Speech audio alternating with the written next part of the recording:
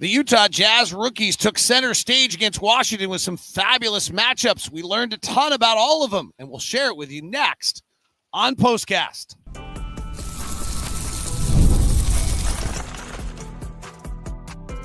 You are Locked On Jazz, your daily podcast on the Utah Jazz.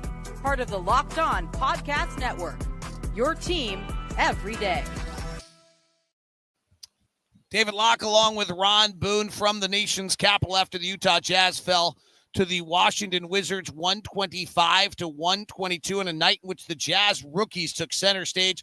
Number 2 pick Alex Saar and the second pick of the second round, Kyle Filipowski, went head-to-head. 14th pick of the draft, Bub Carrington went head-to-head with 29th pick of the draft, Saar Collier.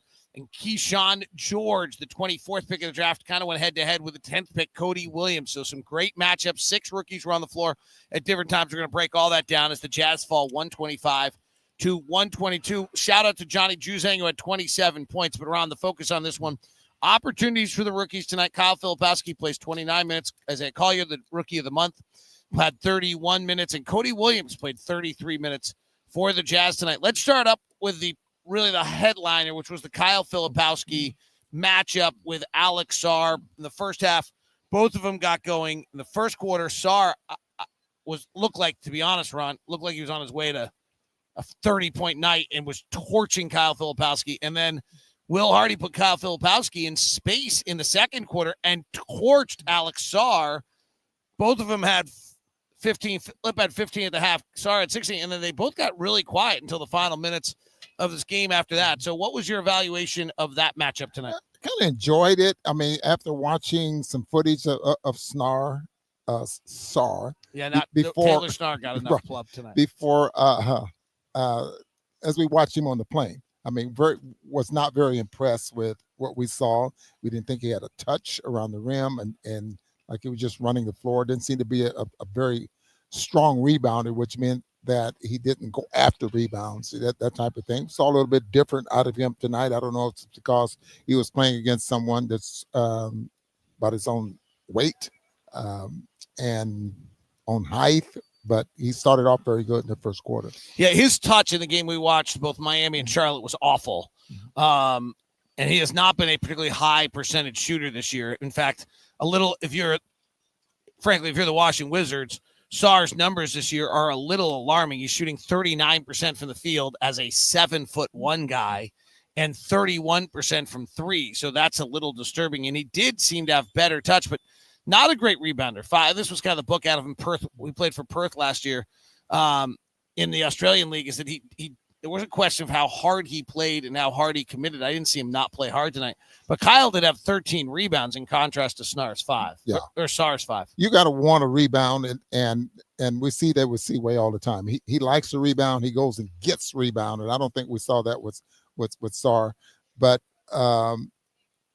Filipowski is, I mean, this 13 rebounds is not something that just happened. He does it, every time he's on the floor. It was interesting that with an open floor and a matchup on Saar, how effective Kyle was offensively, just kind of going to work in that second quarter. They didn't get back to it, which is interesting, and I don't know enough about why they didn't.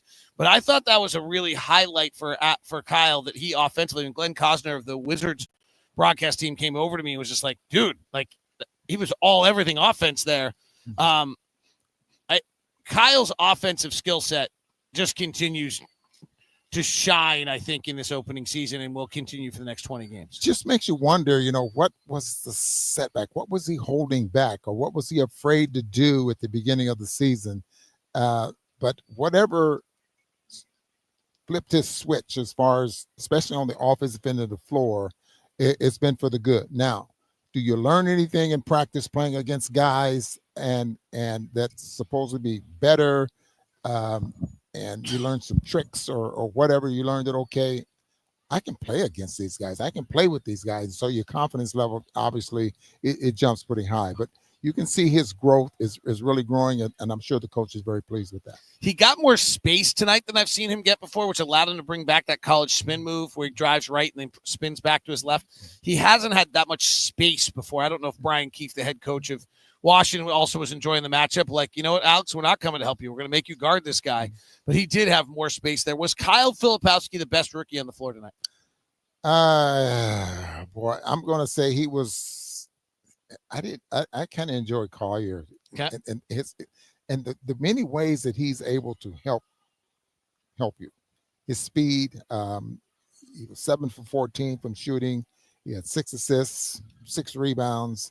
But I might just go with Kyle tonight as far as being the best rookie on the floor.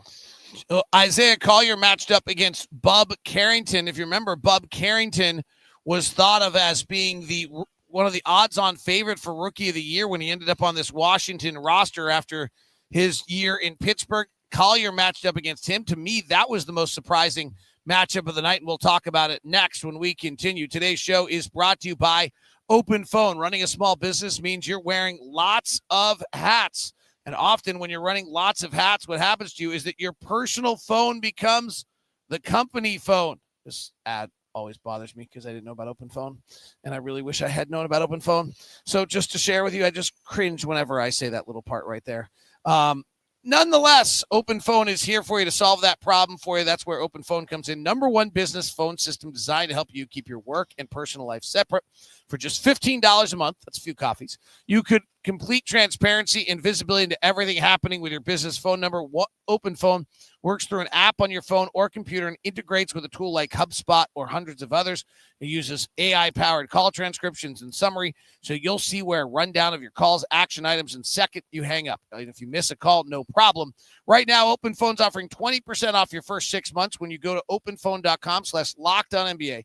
That's openphone.com/LockedOnNBA for 20% off for 6 months. Openphone.com/LockedOnNBA. If you have existing numbers with another service, Open Phone will port them over with no extra charge at all. Today's show is also brought to you by BetterHelp.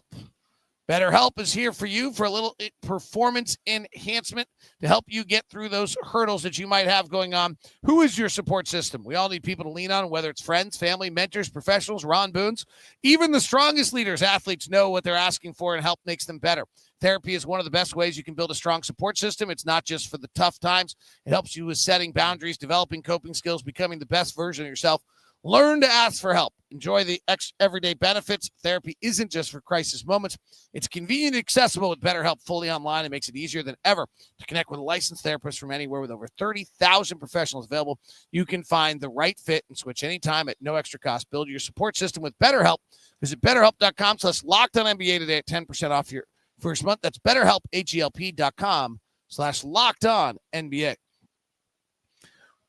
Isaiah Collier to me versus Bub Carrington was really interesting, Ron, because Bub Carrington is thought of as one of the better point guards in this draft. He went 14. He was supposed to be a steal. Everyone loved what Washington got out of him. He became one of the favorites to win Rookie of the Year.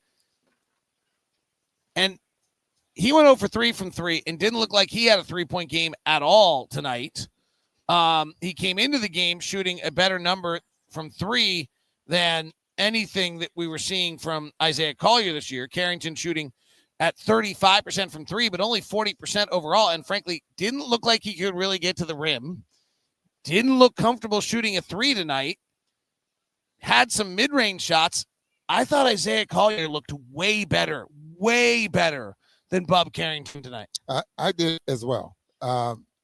I hadn't seen a lot of Carrington, so my judgment between those two guys are strictly what I saw here tonight, and I was very impressed with Collier, the way he scored, the way he ran the floor, and just the way he controlled the game. I mean, there's times on the floor, and I've seen guards, Magic Johnson, those kind of guys, those Hall of Famers that control the game from that position, and that sometimes that's very hard to do. 19.6 rebounds, 6 assists for Collier. Carrington had 12 points, 5 rebounds, and 9 assists for Washington. But I mean, I just start to put the skill sets together. Collier's faster. Collier's stronger. Collier's better at getting to the rim. Collier had a bigger impact dictating the game. Okay. Collier cannot shoot yet. Like the air ball on the left wing wasn't great. The 0 for 2. I mean, like the shooting, And we are seeing all the strengths of Flip and Isaiah, and they both still have weaknesses that led them to go 29th and 32nd. Collier went 29th because he can't shoot it. He's going to have to figure that out. Flip went 32nd because nobody can figure out what position he can play defensively. Those are still issues. They're not going away. But the strengths on both these players are, I think, bigger than we realized. Yeah. I'm not going to argue with that at all with you, because I'm watching the progress of these guys and going forward, the amount of minutes that they're going to get, will we have a different feeling or a better feeling with them going forward for the rest of the year? We're 15 and 47. What is that? 62 games. 62 games. Yeah. So you got 20 games left, and judging both of these guys for the last 20 games of this season, I think we're going to be pleased with it. Cody Williams had 33 minutes played tonight, 12 points, 3 runs, 2 assists. By the way, if you want to, in fairness, if you want to compare him to another wing that was in this game, Keyshawn George, who played 35 minutes, Keyshawn George was much better than Cody Williams tonight. If Isaiah Collier was much better than Bub Carrington, and Bub Carrington was 14th, and Cody Williams was 20, and Isaiah Collier was 29th.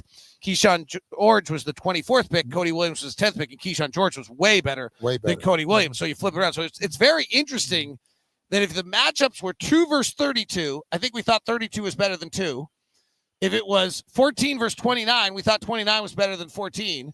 And if it was 10 versus 24, we thought 24 was better than 10. The lower draft picks in all 3 matchups were better than the top draft picks. Yeah, and sometimes we look at that, David, and we're saying, well, boy, Filipowski was drafted 32.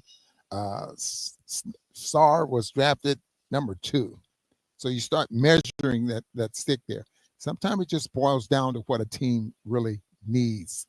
And so they start drafting a player that early, maybe the Jazz didn't need Filipowski early in because of the personnel that they have. So, but still, that measuring stick always has to be there. So where a guy was drafted and how he's performing. Now, the crazy thing about this is, this was one given night, one sample size on this given night. None of these players got drafted for how they're going to play tonight. All of these players for Utah and Washington got drafted how they're going to be in 5 years. Or less. It's got to be less. 5 years is... I mean, they're all 19, so it's 5 years. They're all 20. Like they can get better. They can get better, but who are they in 5 years? That's if you put it that way, I agree with you. Okay. Because you'll know what they are in about 3 years. Right. And you'll have a pretty good judgment on what they can be in 3 years. So the real question is, like, did anything you see tonight, if the draft order was Alex Saar because he's 7 feet, Cody Williams because he's long and lengthy, Bub Carrington because he's supposed to be a point guard and going to be able to score, Keyshawn George because he's 6'8" and has ball skills, Isaiah Collier 29, and Kyle Filipowski 32. If that was the order, and you're asking who's going to be in 5 years, does that order change? That's the debate that's really interesting. Is after you watch tonight and knowing what you know, would you change that order? I don't know. Quickly before I'll leave that question for everybody in the chat room. Let me ask you, just give me your breakdown of Cody Williams tonight, because we kind of slid through that in the fact that he was outplayed by Keyshawn George in just an interesting contrast. What do you think about Cody Williams tonight? Like what I saw, but more impressed with his aggressiveness tonight than what we've seen all season long. So that's my judgment right there. Forget all that other stuff where they made shots or anything like that. His aggressiveness was what I was pleased with. I don't know how the Jazz are going to do this. They have a bunch of players who didn't play tonight who are still like to play basketball.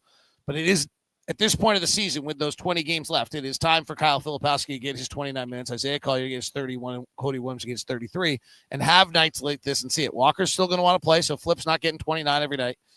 You know, we're going to see other guys play, but it is nice to see them get that time, and obviously that's something the Jazz will be pointing toward the rest of the way. Jazz fall to the Wizards 125-122.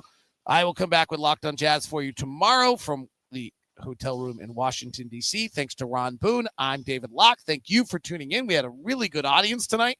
I just love you, Jazz fans. Reliability Oh, squares. gosh, I'm so sorry. Yeah. I think it's so darn. We just got long, and I got worried about it. I'm so darn impressed by all the Jazz fans that stick with us on this season. I'm so proud of, so thankful for that. Reliability pluses tonight. We'll go quickly.